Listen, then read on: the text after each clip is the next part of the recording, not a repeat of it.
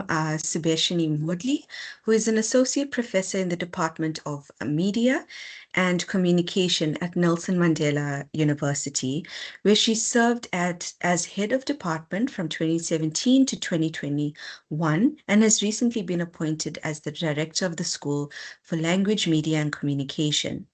Her PhD developed postcolonial feminist filmmaking as a social development tool for women empowerment, and her lecturing, supervision, and research experience in documentary filmmaking, participatory media, gender representation, and Indian diasporic identity spans 22 years. That's quite impressive.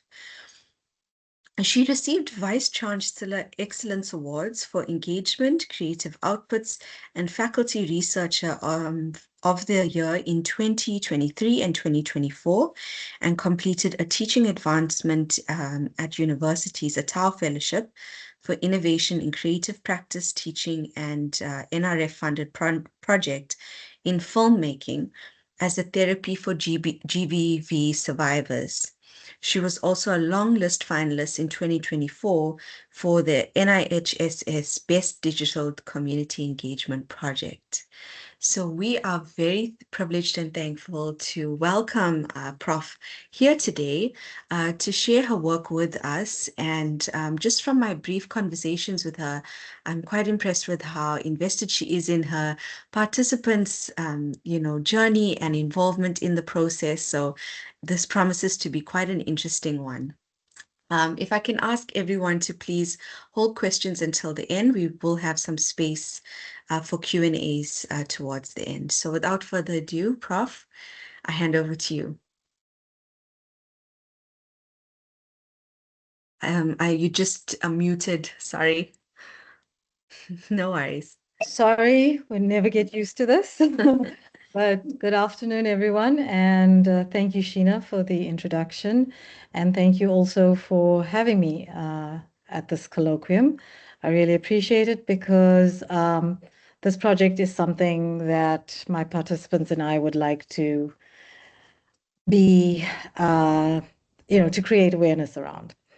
Okay, so I'm going to go straight into it because there's a lot to discuss. It was a big project and it's, it comes from a whole history of research work. So, okay, I just need to, okay. So when I began my research journey at a master's level, I attempted to develop a framework for reading films by female filmmakers of the Indian diaspora to understand the construction of their female protagonists. Postcolonial theory provided the most appropriate theoretical base from which to start. As such, I developed a very neat little framework of analysis, which worked beautifully for reading the films, but failed miserably when tested in the making of a film as a pilot study for my PhD. In addition to limiting the creative potential for resistance, by applying a highly structured framework, the approach seemed to essentialize the experiences of the group of women I wanted to reach and represent. In effect, I had discovered flaws and gaps. I realized that while there were aspects of postcolonial theory that were useful to developing my approach to a feminist filmmaking practice, there were also aspects that I needed to question and rethink, specifically the body of work pertaining to the positionality of the postcolonial scholar and the production of an engagement with postcolonial texts. So, this led me to conceptualizing a post-colonial feminist film practice for my PhD. So then, what is a post-colonial feminist film practice? It's a multifaceted approach to filmmaking that attempts to establish a creative, expressive, and resistant space for gathering and sharing of stories of marginal groups and communities. And the aim of this practice was resistance from the margins, which speaks to the reclaiming or recovering of identity using the very medium that limits representation. And this was based on two post-colonial principles. Firstly, the rejection of an emphasis on textualism, and secondly, the redefinition of the place of the scholar. I'm not going to go through that now, but if you do have questions on those 2 points, we can discuss it during the question and answer session. So for my PhD study, I combined the core principles of postcolonial theory with autoethnography, visual anthropology, and participatory video after working through the positionality of the postcolonial scholar and rejection of the emphasis on textualism to establish a methodological design that enabled me to work with Hindu women of the Indian diaspora, teaching them how to make films to tell their stories. In the study, I had a participant, we'll call her Jessie, and she was not a participant that fitted in easily. At the time, she was newly divorced after enduring years of spousal abuse, bringing up 3 boys on her own.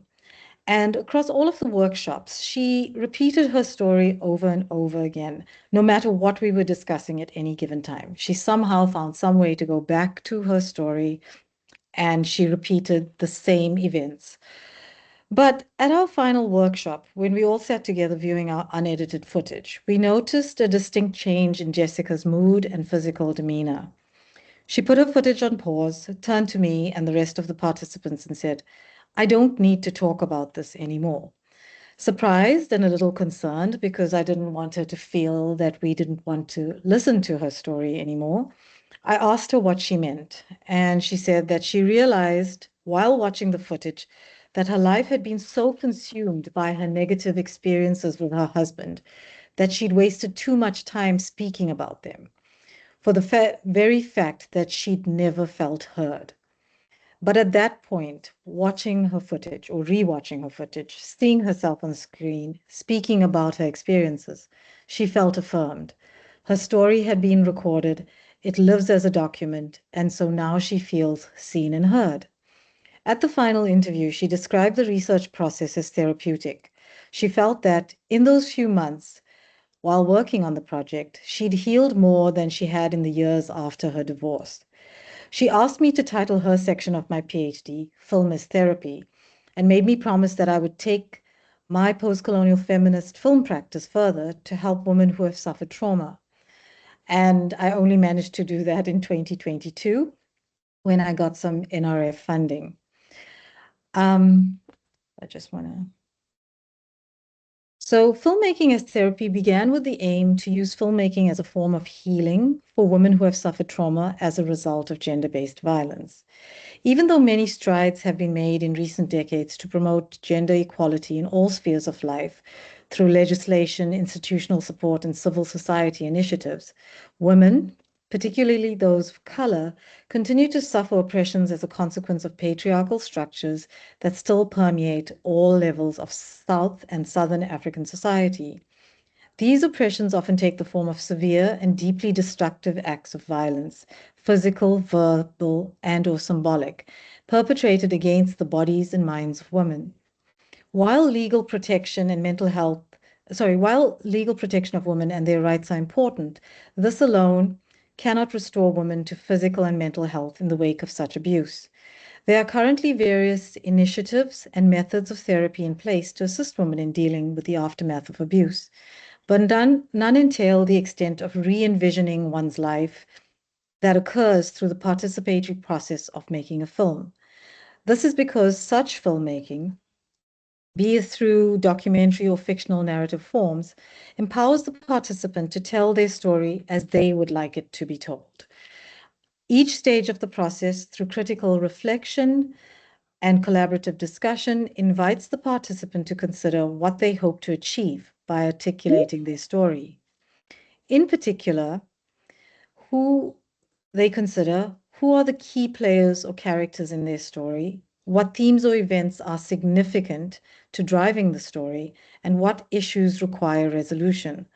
Through an integration of art, creative, and narrative therapies into the modality of film, participants can imagine possibilities of healing aligned to the specificity of their stories beyond conventional modes of therapy.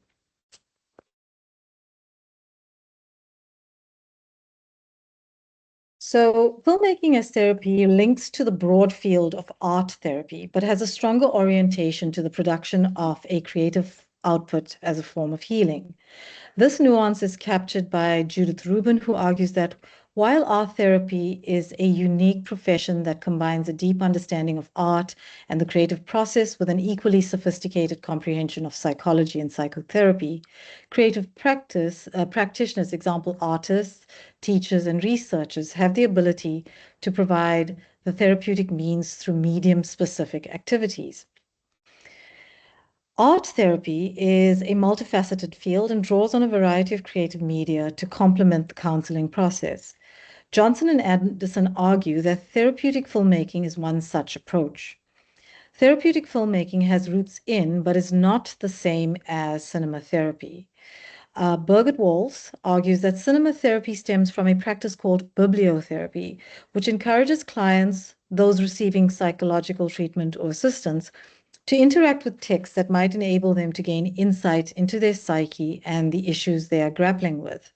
The aim then would be for clients to engage with particular films that could offer moments of reflection on events or problems that they are currently attempting to work through. The key advantage of cinema therapy lies in how metaphors, symbols, myths, and stories, through viewing, discussion, and reflection, are able to highlight poignant aspects of the lived experiences of the clients themselves. Therapeutic filmmaking takes its inspiration from a combination of psychotherapy talk sessions and art and narrative therapies. Psychologists who have implemented this experimental approach have reported that the benefits to clients are numerous, in that the process acts as a catalyst for therapeutic change, promotes a sense of accomplishment and mastery of a new skill, and encourages a shift in perception. More recent findings further support that therapeutic filmmaking is a process in which the patients assume an even more active role in structuring the plot and in creating their movie. Therapeutic filmmaking facilitates a self-narrative process, and the technique is based on participatory action, research, and performative documentary models. The movie created by patients is a container of their personal experiences, emotions, unconscious feelings, and behaviors. Watching their movie after having written, shot, and edited it makes patients spectators of their own movie. Filmmaking as therapy, which I offer, while similar in purpose and aspects of design to therapeutic filmmaking, is informed by a stronger participatory and scholar as activist impetus. Participants are not viewed as clients or patients because a vital part of their involvement in the process is collaborative interaction and conversation with other participants who share similar circumstances and experiences. The process is also guided by a creative practitioner, a filmmaker, researcher, and/or teacher who imparts specialized technical skills and engages as a facilitator. The creative practitioner in this instance does not provide therapy itself, but instead supports the process of healing through facilitating mutual teaching and learning with the other participants. In this way, critical reflection between participants and the creative practitioner occurs at all stages of the process, from concept to exhibition of the creative output. So what is the scholar as activist that I'm talking about? The scholar as activist is an approach that forms a significant part of this project's design. The concept acknowledges that any act of speaking for another is a privilege of the scholar that comes with consequences for the groups with which they work. These consequences include the denial of speech, understood more broadly in this project as voice or expression in any form, and by implication, the denial of agency for those being spoken for. So if we were to consolidate this into a statement, a scholar's activist is the meaningful application of skills and knowledge gained in the academy in contexts where they are most needed to be meaningful. The concept of the scholar as activist promotes the notion of the socially embedded intellectual who is prepared to leave the safety net of the academy in order to engage in affective interactions and mutual learning with participants or communities that they purport to research. This scholar's activist does not just write about their findings through such engagements, but rather actively pursues the co-creation of knowledge with these participants or communities in an effort to affirm the contextual specificity of their existence and the value of their knowledge systems in a larger social structure. So this is one aspect of filmmaking as therapy, or one of the underpinnings. Right.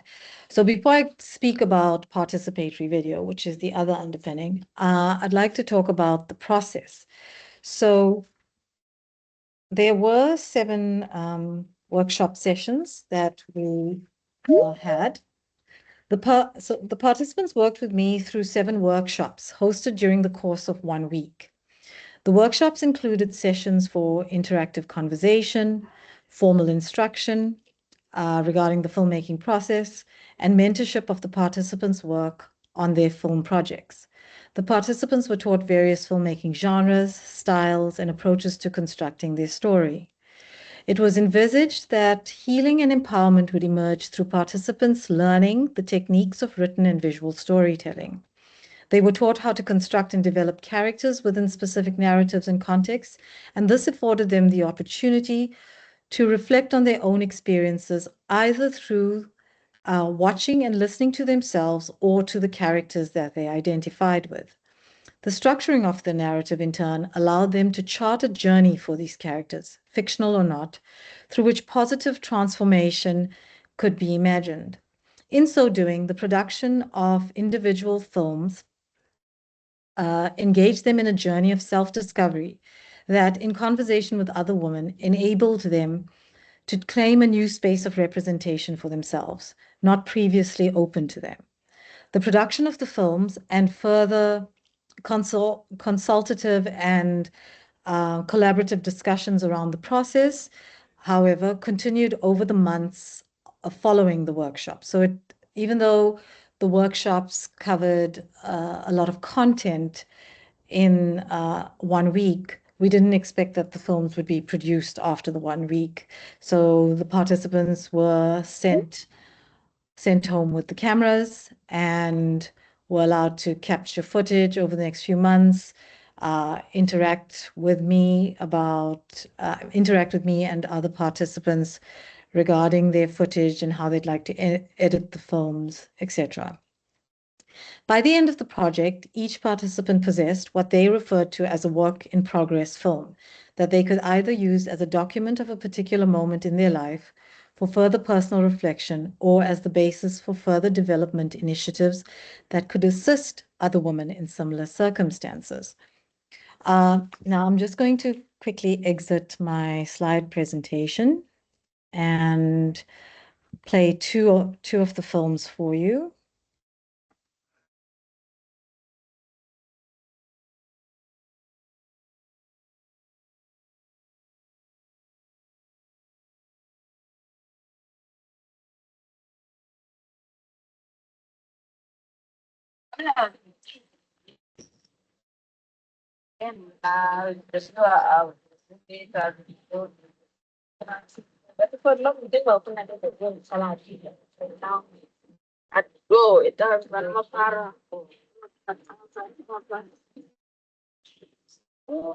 Yeah, one for faces. Kaya so, din ba yung Christian? Kala beneficial na magic.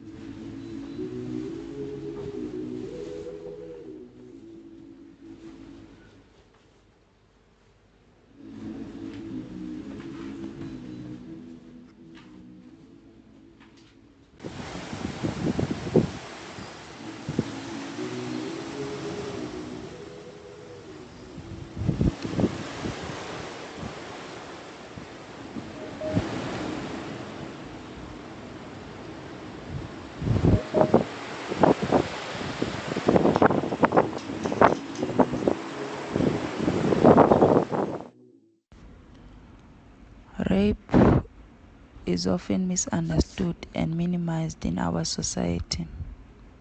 We as survivors face victim blaming, and we are told that what happened to us is our fault. This is simply not true.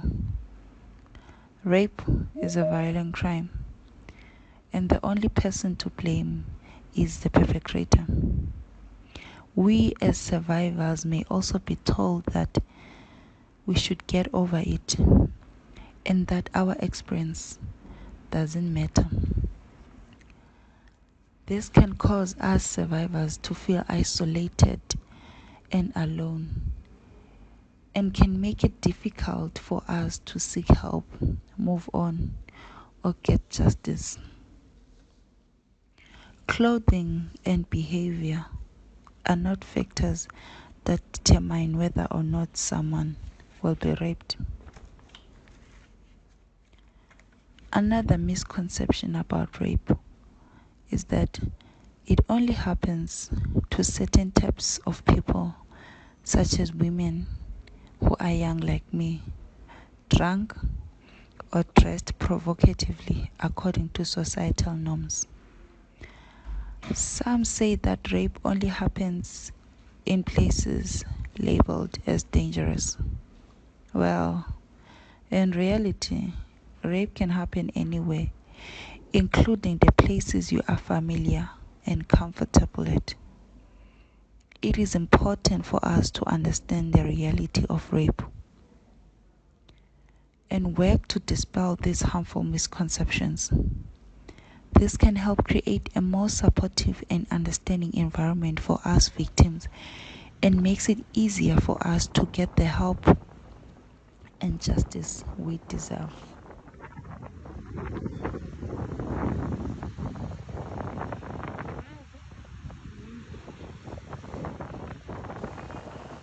I tried closing my ears to block voices that were haunting me, voices I could not get out of my own body. I felt like I was living with ghosts inside my body. Voices that put me into a dark space, dark in such a way that they made my hair stand and my stomach made sounds from anger and guilt, shame and a sense of doubting myself. The voices told me that I am weak and I have to remain, and I deserve to remain in the dark with ghosts.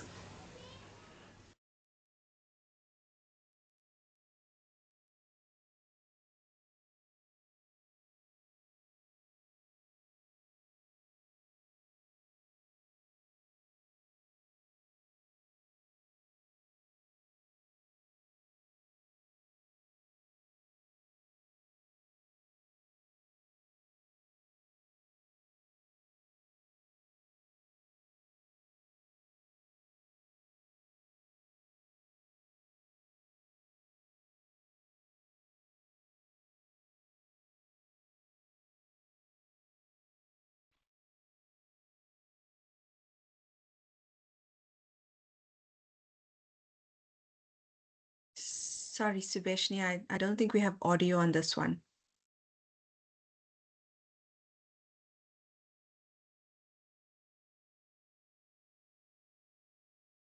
Your mic is Sorry. showing off.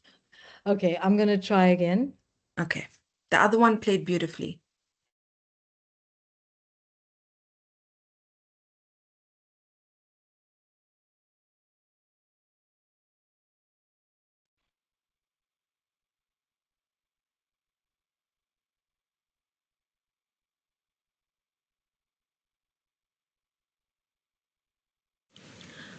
Uhambo Lokuphila is an archive of trans and gender diverse stories of living, loving, hurting, and healing beyond narratives pre-written for us of who and how we should be. Here we share our journeys of healing, seeking belonging in our bodies and our communities. Kwiilali zakuMpuma Koloni, with its glorious mountains and captivating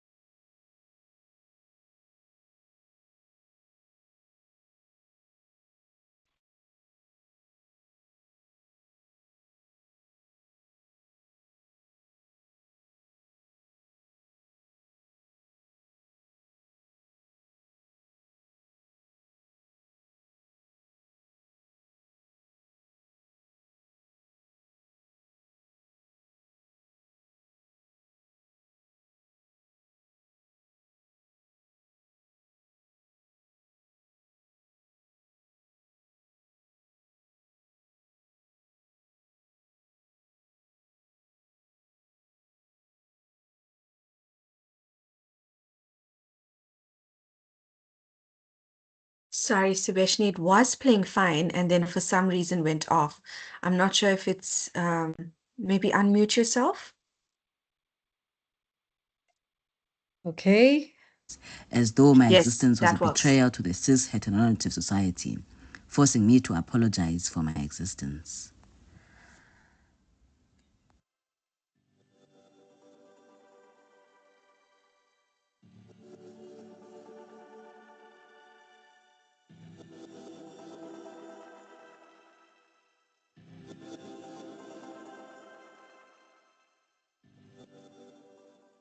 To love means to be open, to trust, and to entrust your essence to the one you love.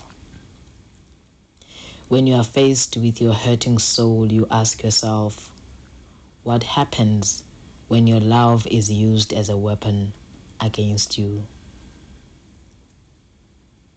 When your femininity is an invitation to violence?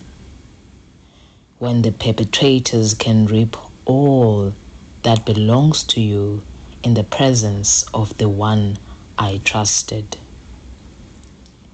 They entered my body, they entered my home, and did as they pleased, leaving all my sacredness on the floor. Teaching me a lesson, they said, as though my femininity existing in a masculine body was a fault that needed to be corrected. Waking up from this nightmare, the bathtub was my solace, where I put all my broken pieces together, washing off strangers' hands off my body, washing off their hungry, devouring hands off my soul. This was my sermon of peace, a sermon of hope, that I will be whole again. This is where I reclaimed her again, the beauty of his femininity, where I realized that my story will never be without violence, that I will now be named a survivor. I had to teach myself that this is not my fault, that my queerness is not an invitation of violence, that to be queer, to be trans, means to choose freedom while violence could be knocking at your doorstep. None of it will stop me. I am a transgender man with all my feminine beauty, and that does not need your correction. I am here, I am bold, and I won't disappear. Uhambo lwam lokuphila.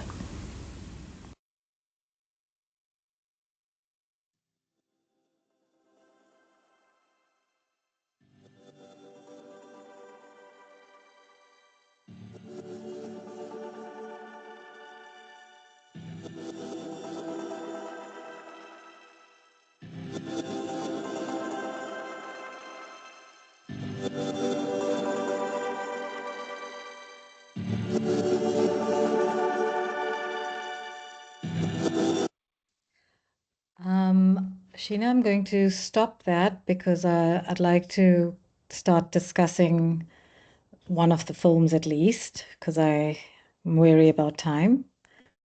I think we have time, even if we go a little bit over, because those films are really good. How much longer is there to play? Because I think people probably would want to see it till the end. Sure, no problem. It's about 3 minutes or so, I think. Yes, please play it. Yes. Okay, sure. Now I've lost my sharing screen, sorry. There we go.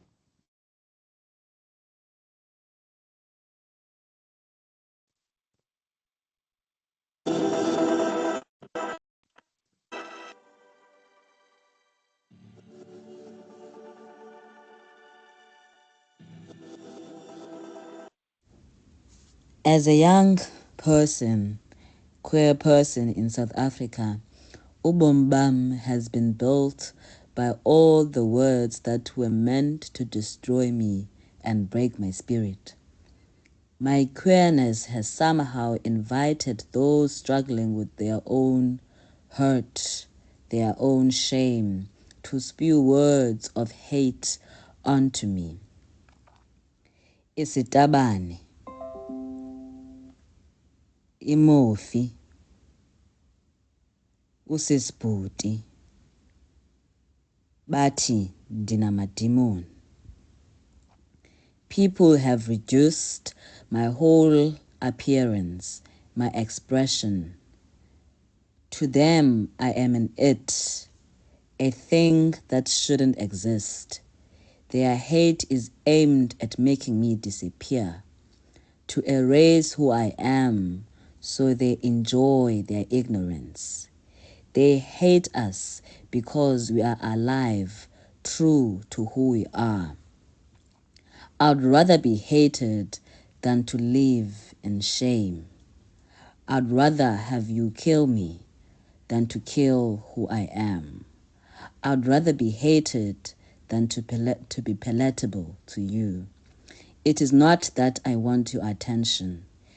It is because we are true to who we are and you are not. What you hate in you, I love in me.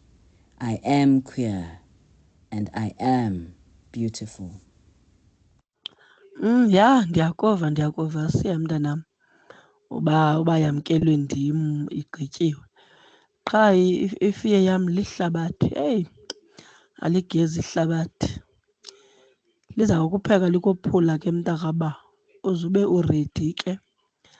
But ndicinga uba mna uzungayi ngozilwela, ungaxhobi uthi uzazilwela ntoni. Ngoba uke walwa nalo, lakulwa nawe likudlakaze. Uziwenze wena uqhubekeke ngolu hlobo ufuna ngalo. Otherwise, ungahamba usilwa nabantu ezitratweni, unyukelana nomntu, mhlawumbi uza kubona mos akubone ngathi ubuyintombi the ngoku ngumfana the athethe unothanda. Ungalandelelani nalo nothanda wakhe ke umphendule because ukuthetha kuzala amaduna namathokazi wayidla ngokutsho umamam. So ndenzela uba ke ube ready na for ihlabathi. Lizamthetha lona unothanda, but ekugqibeleni uzawukhula naba abantu abangangani abayi-understandayo le nto. Qha phakathi kwabo ke kuzawube kukho amageza.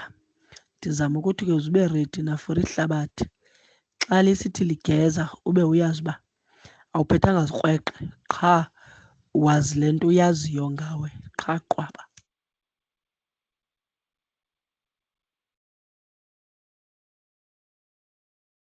Okay, and I'm going to actually only go through a discussion of the first film, Voices. But I mean, we can also discuss aspects of the second film. It's just, it's quite a lot to get through in the time. Sorry, can you see my screen? Not yet. We can see you. Okay. All right. So in the interest of time, I'm only going to go through an analysis of the first film because already there's a lot happening there, even though it's so short. Let me put that onto full screen, sorry. There we go. So I'd like to share the journey of just one participant, Vumi, as she navigated the filmmaking as therapy workshops that I've described. I chose to share Vumi's story because it provides an opportunity to illustrate how the workshop unfolded for all participants, while exploring one participant's experience and the impact that the workshop had on her in more depth. Vumi was the first to sign up to participate in the project, and her interest at each stage remained unwavering. She attended every meeting, online or in person, and was committed to the process throughout. Her main objective in agreeing to join the project was to tell her story in an impactful way so that everybody, not just people who had experienced gender-based violence, would learn something from it. She indicated that the call to participate in the film project was fortuitous, as she had already been searching for ways to create awareness around what she referred to as the misconceptions of rape. The workshops did not require the participants to share any details of their trauma. They just needed to speak about the story they wanted to tell. While the other participants were still a little hesitant about what or how much they should share, Vumi was upfront. She had been sexually assaulted in her first year, the second day on campus, by someone she had trusted to assist her with registration. But the story that she wanted to tell was not about the incident itself. She wanted to focus on the aftermath and the stigma. She wanted to draw attention to the misguided assumptions and biases surrounding rape victims and their experiences. She argued that the greatest obstacle to healing for her had been navigating the voices of people close to her, the voices of strangers, the voices of social media and dominant narratives, and the voices placing blame on the victim and not the perpetrator, the voices that remained in her head and became the source of her self-doubt.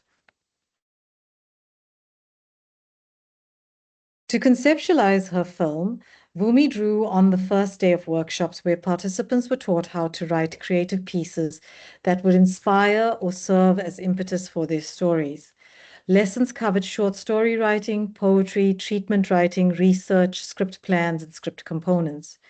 Before the writing began, participants collaboratively discussed genre styles of writing that most spoke to their idea for a story, teasing out elements of narrative structure, characterization of filmmaking. I observed that these discussions were different to those which my regular film students tended to engage in. These discussions were less focused on needing to adhere to convention or the application of a narrative formula or technical recipe that told a good story. Rather, the participants in this project felt that the story should dictate the approach. Vumi's journey, as such, Vumi decided to write a poem that would guide the narrative of her film. The poem, titled Voices, expresses the thoughts that play over in her mind on a daily basis as she navigates life since the assault. She shared with me that a personal documentary which visually captured the sensory experience of living in her mind would be the most appropriate for drawing out the narrative of her poem. There would be no dialogue or interviews in her film, only a voiceover comprised of a short monologue and her poem. The parts without voiceover would use silence as an opportunity for reflection on the images. To plan her footage, Vumi drew on the lessons covered by the practical introduction to the camera, tripod, basic lighting, storyboarding, shot composition, and shot framing. Even though she had worked on a storyboard based on her poem and the collaborative participant discussions, she requested a private discussion with me as she felt that the poignancy of the images she envisaged may hit a little too close to home for the other members of the group. She said that she recognized that all participants were at different stages of their healing and that discussion around the meaning of her images may be triggering. Even though these workshops were designed with participation as a core focus of the process, in that moment I realized that it was important for me to respect her motivation for a private discussion. Furthermore, it needed to be acknowledged that, inasmuch as this particular part of the process represented a vulnerable moment for her, she was still able to demonstrate empathy for the other participants. She wanted to use a subjective camera technique to illustrate what negotiating the world every day felt like from the perspective of someone who's experienced gender-based violence, especially how, as she glances around her, she notices people looking back at her and assumes what they're thinking because, from her experience, they are always judging, whether conscious of this judgment or not.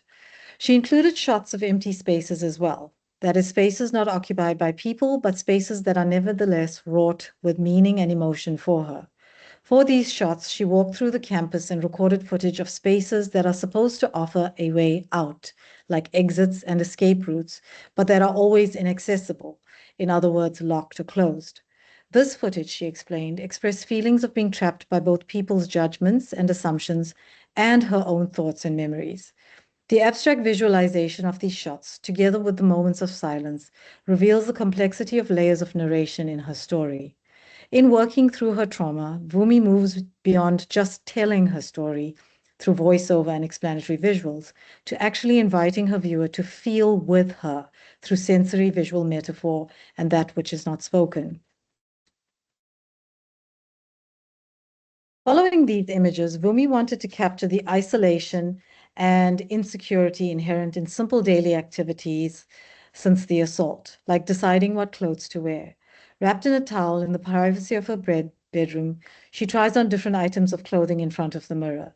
Each piece becomes more conservative until she finally settles on baggy shorts and an oversized tracksuit top to hide the shape of her body. She overlays this footage with a mournful song, humming voices with no words. The last set of images that Vumi included were still photographs of herself holding up handwritten A4 placards, positioned in front of her face and body, with short statements dispelling myths about rape. She wanted to begin with the placards obscuring most of her face, then only partially blocking her face, before finally revealing all of her face. This is the section of the film in which she wanted her voiceover monologue regarding victim blaming to be played. I found the contrast between the post-shower dressing scene and these still images to be thoughtful, as the former points to protecting the victim from exposure, and the latter gradually exposes the victim's identity and movement toward empowerment. Vumi explained that these two scenes represented stages of healing. First, allowing yourself to be consumed by society's judgment and hiding behind the clothes in silence, before realizing that speaking out and being seen forces society to acknowledge your trauma and the role that their judgment plays in it. She further added that conceiving of these stages visually translates into manifesting your healing. That, she argues, is therapeutic. In consultation with the other participants, Vumi decided that her footage and still images should be in black and white, as color would distract from how she sees the world after the rape and the nature of her feelings. She felt that color, conventionally used in mainstream representation, was limiting, as its use carried with it emotional connotations that have been expected and accepted over time.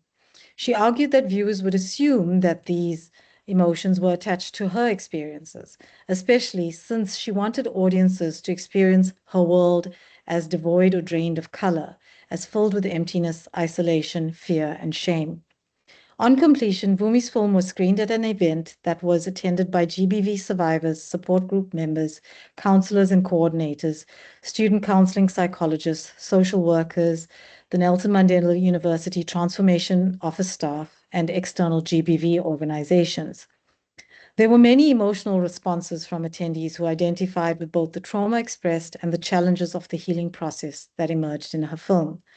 They were clear, however, that their emotional responses were not a consequence of further traumatization, but a result of having their experiences validated in such an open and honest way. It surfaced during the discussion that mainstream media present particular digestible narratives for GBV survivors. The attendees agreed that the critique of GBV discourses was evident in Vumi's film through the secondary victimization captured via symbolic images, the changing perspective of the camera, and the visceral sensory nature of the poem. And then just to conclude, while Vumi's journey has to a large extent embodied the key objectives of filmmaking as therapy, the project is far from over.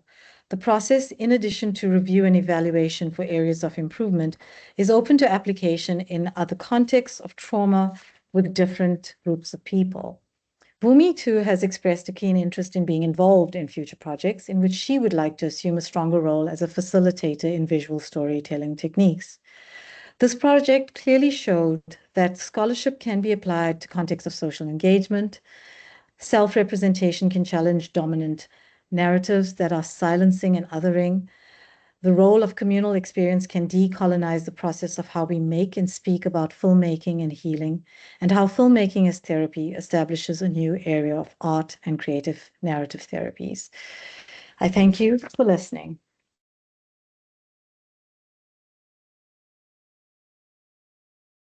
I'm open to questions. Wow, wow, wow. Thank you so much, Subeshini. I think everyone here will agree that that is just that was amazing. And this is just such rich, powerful, qualitative work to see and to hear about. And I know many of us here are also psychologists, and I know I'm very taken aback by just how powerful this concept of filmmaking as therapy, how impactful it can be. But I'm not going to take over too much space. I'm going to open up to everyone. So if I can ask people, please, if you've got a question, just to raise your hand with the React feature.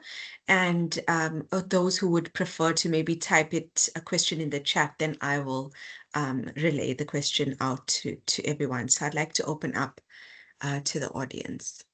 Thanks, Subeshini.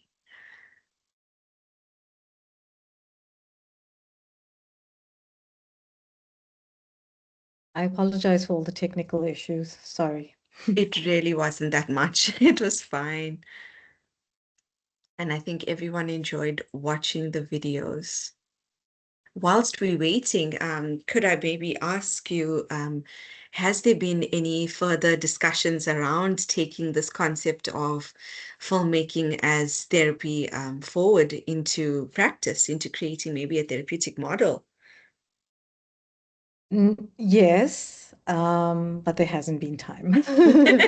So there hasn't been time, and obviously the funding, the funding for the project was only for 3 years, and it was post-PhD funding. So I actually got it at the very last point of my PhD, the years after my PhD. So I'd have to look for a little more funding, and definitely, I know our transformation office would love to do a lot more work, especially with their support groups. Yeah. Okay, I anticipate you probably should get that. It's very impactful work. Okay, we're going to go with Bronwyn first, and then I will look at the ones in the chat. Bronwyn. Hi, good afternoon, Sheena and Subeshini. It was wonderful to hear this talk again, and equally powerful.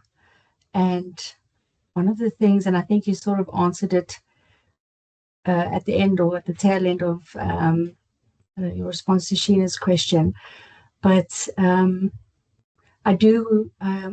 was wondering where you hoped this kind of work would eventually find its place, so, and I mean, there's lots of things happening here in terms of more broadly film as therapy, also the skills that young women develop in terms of making films.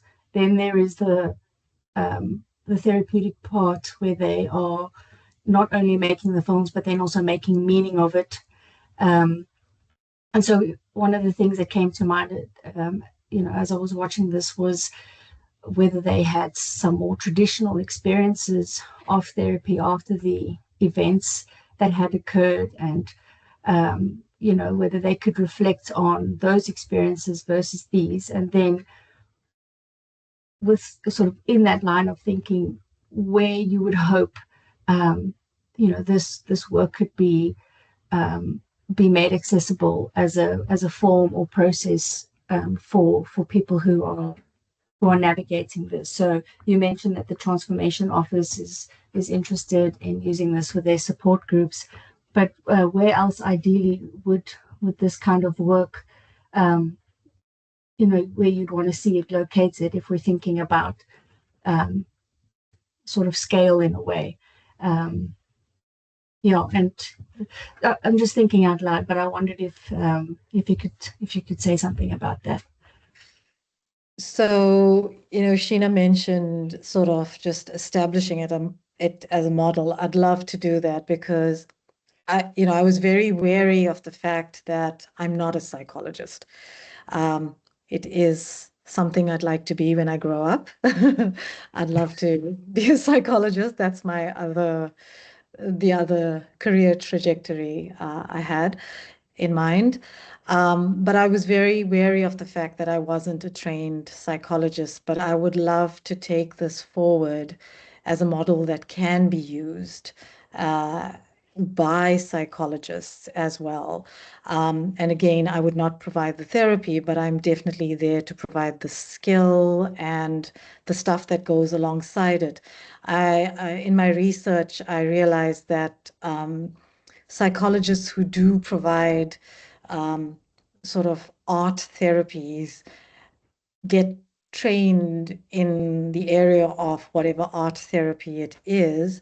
And a lot of them have written about that and have spoken about the fact that it's quite different to being a psychologist trained in art therapy trying to work with a client as opposed to having a creative practitioner come in and actually engage deeply with the process of creating those narratives. So that's where I'd like to take this further.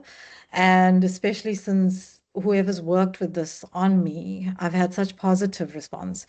In terms of the entire project, so in order to do the project in terms of ethical clearance, one of the specifications was that participants needed to have been in therapy for a certain amount of time. So it couldn't have been people who've just had a traumatic GBV experience and then come into doing the project, because that's quite dangerous. And so it had to be people who had been receiving some form of formal counseling for at least 6 months, and that the counseling was ongoing during the project and then after as well. And one of the other stipulations was to have an on-call counselor.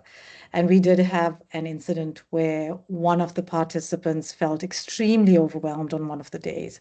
And so we had to call the counselor in to sit in and speak with her. And so, yeah, so that's in terms of receiving formal therapy, that's what would have to happen. I'm not sure if I've answered all parts of your question. Yeah, I wondered if, just lastly, because I see Kate also has a question, just on the last point, whether they were able to reflect on sort of receiving, being in therapy and the processes that happen there versus the process of the filmmaking and the Yes. different kinds of, I don't want to use the word outcomes, but the different kinds of, I guess, meaning making or processing that happens for them.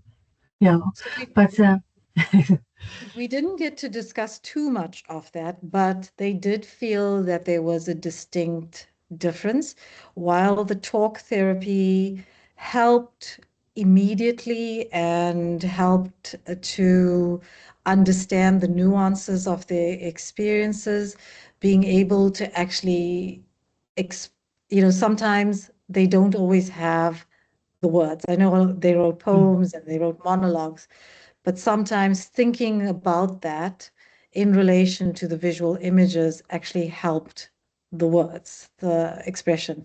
So that's one of the things that came out. So the talk therapy helped them understand the nuances of their experiences, while the filmmaking as therapy actually helped them be able to manifest their feelings, if that makes sense, and to show the sensory elements of their experience. That was something that came out very strongly, something that they couldn't always capture through words. Yeah, it's amazing. Thanks so much. Okay. Thanks, Bronwyn. I just want to quickly mention there, Subeshini, one of the intentions behind the colloquium is also to link experts with each other. So there may just be some art therapy practitioners out there who might reach out to you after today's talk. Okay, I can see Kate's hand, and then I'll do the people with their hands up first, and then I'll go over to the chat. We've got 2 questions in the chat. Okay. Hi, Prof. Moodley. Sorry, my camera's quite blurry. Can you hear me? Yes. Oh, good. Thank you so much for your presentation. It's so rich. My master's was looking at gender-based violence digital activists. So looking at the activists who use Instagram specifically to make content that challenges GBV in all sorts of ways. So some of them would use their own experiences as a starting point or as a sort of catalyst for what they share, and would use their own personal narrative. Some didn't, but almost all of them did have some personal experience that led them to the work. And so I was thinking, as you were sharing the films and your presentation, about the potential for this sort of filmmaking, and from Sheena and Bronwyn's questions around, like, where do these films find a home?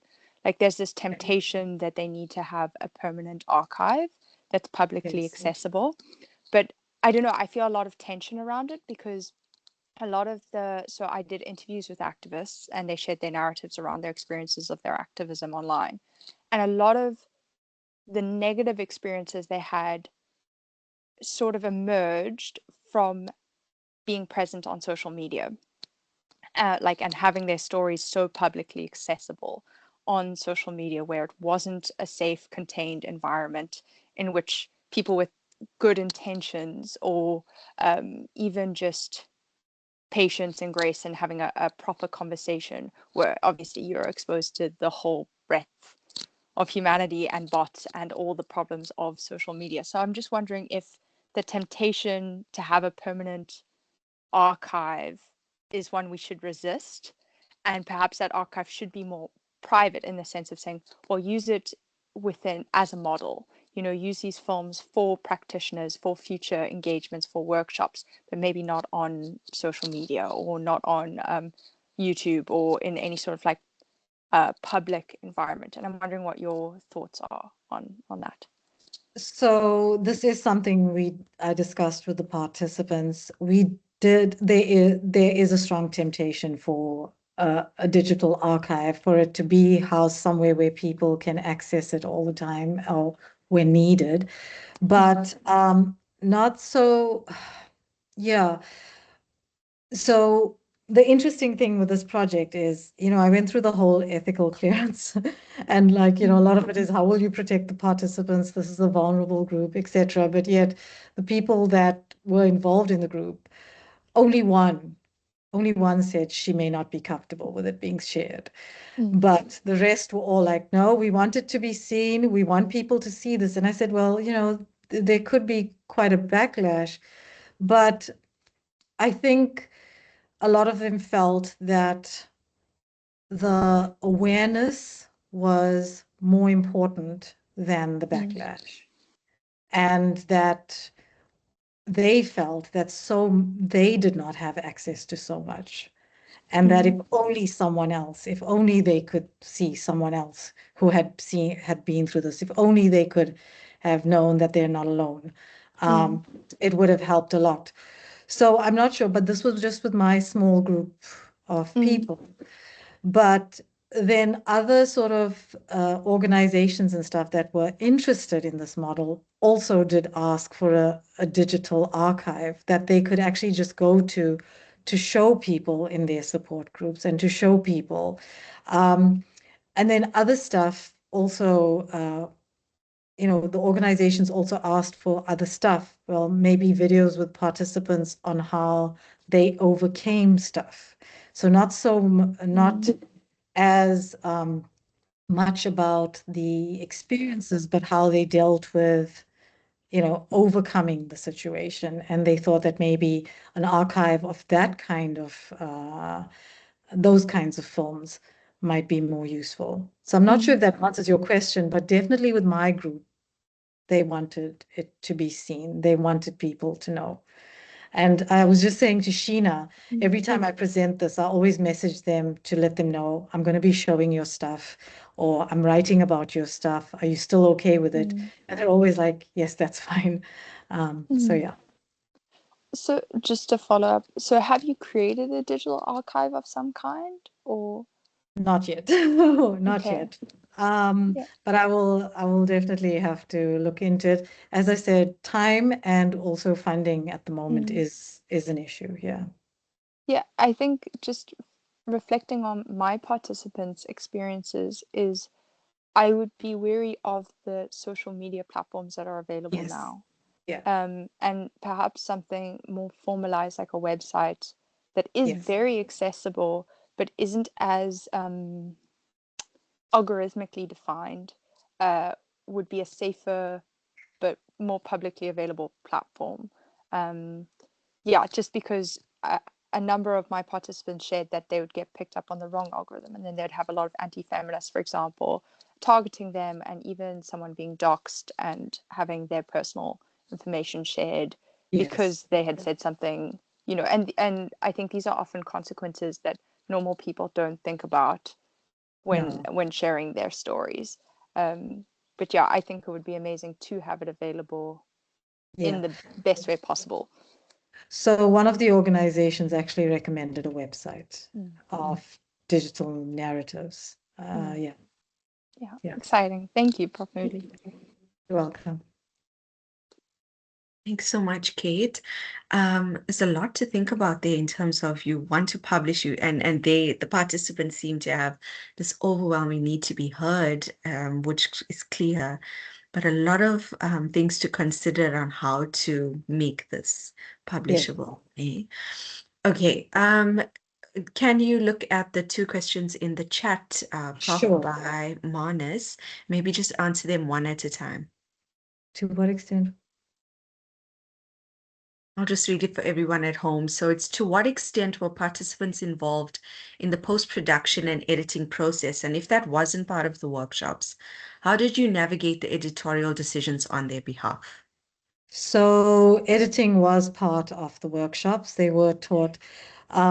Because this was such a short, intensive set of workshops, we couldn't teach them anything too advanced, and the participants were not media students. They weren't people who had any experience in filmmaking. So everything we taught them was at the most basic level, and editing did form part of those workshops. And then in the months after the workshops, they could come to us with footage, and they could talk to me about how they wanted to edit. The two films that I showed you, they were edited on their own. Vumi did work with one of the tech people here in our department, and he did give her advice on how to cut stuff or export stuff or whatever, but the editing was largely done by themselves. And then the second one, Yes, so given that your PhD also explores Indian diasporic identity, are there Indian female filmmakers, whether South African, Indian, or from the diaspora broadly, whose work has personally inspired you? That's a good one. Yes, so if you go back to my master's, it's Meera Nair and Deepa Mehta. Yes, and specifically Deepa Mehta and her trilogy, Earth, Fire, and Water. And if you watch that, then you'll, they're all films about how wars are fought on the bodies of women, how institutions oppress women, how religion, interpretations of religion always end up with women at the receiving end of punishment, etc. So yeah, and she uses the metaphors of earth, fire, and water. The one film is about the partitioning of India. The other one is about two sister-in-laws in a traditional Indian home who start to fall in love with each other. And then Water is about the widows in Varanasi who are sort of sent off to a commune, have their heads shaven, have to wear just white clothing. And it also looks at, sort of child marriages as well, and how a young child loses her very old husband and then is relegated to this widow commune for the rest of her life. So yeah, those are the two, Meera Nair and Deepa Mehta. It's a beautiful continuity from your masters. I am going to say, I do know we are over time, so if anybody needs to leave, they can. I'm not sure if you need to leave, Prof. But if not, if we could spend a few more minutes, if anybody else has burning questions, at least 5 more minutes, I think people would appreciate that. No problem. Okay, I can see one more hand raised by Masuda. You can go ahead. I think you just muted. Oh, okay. There we go. Thank you. Hi, Prof. First of all, thank you so much for the work. It was such a powerful expression of vulnerability. We definitely need such a methodologies. On my side, I've just submitted my master's thesis in clinical psychology, where I looked at the experiences of female sexual violence survivors using poetry. So I did a poetry workshop, and my data was the poems that the woman had written. So I'm so excited to see your work. I see lots of similarities, and it's lovely that that there's interdisciplinary connection in the same thing, because I think the art itself is the modality, because one of the other thing that I did was a reflection. So I think you did mention some of the reflections that you got. I added mine in and sort of collated the themes. And one of the things was just a sense of community, Yes. of a gathering, of just having survivors together. That alone is the healing. So at that point, sometimes it feels like your work is done, because your role was just to gather these survivors and let them do their thing. So I think for me, that was one of the greatest things that came about as a reflection, that, oh, now we see that there's a sisterhood. And even the act of sharing their work with the woman, one of the women even described it as a binding ritual. And I think that's really the point of such. I really love the way you imparted the knowledge to them. It's a sense of, yes, now they can carry on the work in their own way. It's a ripple effect. And it is the space that we are moving in, both in psychology or humanities in general, of the participants being the owners. And this is such a beautiful expression of them actually leading the journey from start to finish. And in them taking autonomy is their willingness to say, wow, I actually want to be named and I want my voice to be heard. That's the part in psychology where we say they reclaim their body. And there's a restoration of self where they say, hey, hang on, I'm just not a victim now. I'm the owner of this experience, even though it's painful. And that's really the level of recovery and healing, the ultimate from a psychological perspective, that one would hope to reach for survivors. So thank you so much, Prof. Thank you. Thank you for that. I actually said to Sheena when I started, I'm a bit nervous because now I'm speaking to psychologists and I'm not a psychologist. I think in these types of research, you just really have to be a human and hold space. Yeah. The story unfolds. I think one of the participants was Vumi, or did you say something about the story dictating the rest? So it just unfolds. It does. Thank you. It's a pleasure. Thank you, Masuda. Beautifully said. One needs to be just human at the base of this. Does anybody else have a burning question? If not, we will have to be kind and let Prof go. Okay. I don't see hands, but everybody does have email address so they can reach you if they need to. Thank you so much for being so open. Oh, there we go, Prof Kruger. Okay, let's end off with Prof Kruger's comments. Lou Marie, go ahead. You can unmute yourself.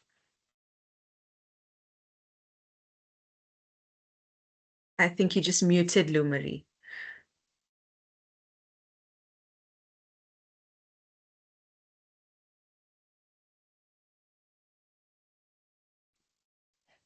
This was a bit of an accident, Sheena. As you know, I'm a very old woman and I am not good with.